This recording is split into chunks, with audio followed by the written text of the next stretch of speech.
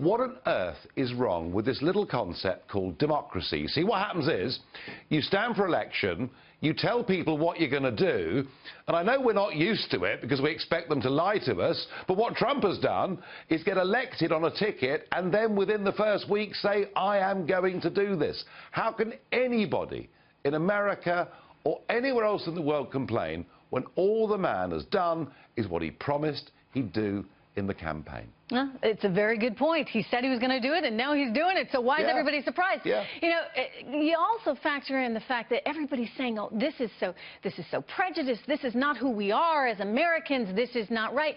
And yet, you know, Nigel, when you look back on it, Barack Obama did some similar moves. You think about his ban of refugees from Iraq for 6 months back in 2011. You think about the fact that he cited these 7 countries himself as known problems.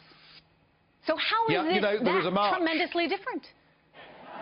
There is a march, a protest march in London against prejudicial behaviour by President Trump. Where were these people in 2011 when Obama, pretty arbitrarily, because 2 bad guys were found in Kentucky, put an automatic 6-month ban on any Iraqi coming to the USA? Where were these protesters? Where were these voices? Well, of course, nobody said a word because Obama was considered to be good, and they're doing it because Trump is considered to be bad. And the really key point for people who are prepared to listen is that these 7 countries were identified by the Obama administration as being a potential threat to America. And the argument that so far no one from these countries has committed a terrorist act in America, well, I tell you what, have a look at France, have a look at Germany, have a look at the catastrophic, historic error that Angela Merkel made by opening up the doors unconditionally without vetting anybody. Europe has opened its doors to terrorism,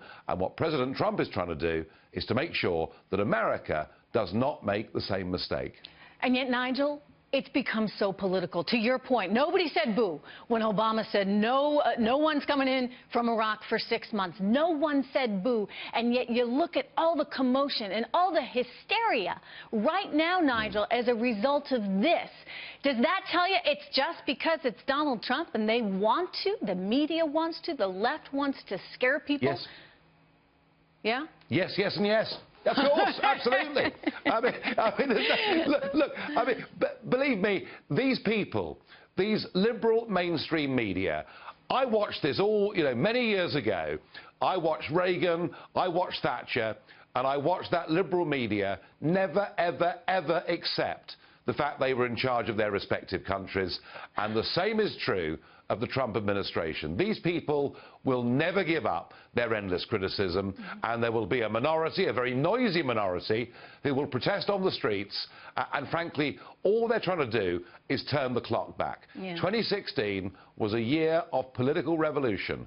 Brexit, Trump, and many other things, and I suggest to all of you out there protesting out in the cold in New York and London, you better wake up and smell the coffee, because things have changed and democracy will now take its course. And they're going to continue to change. Nigel Farage, thank you so much. It's good to have you here.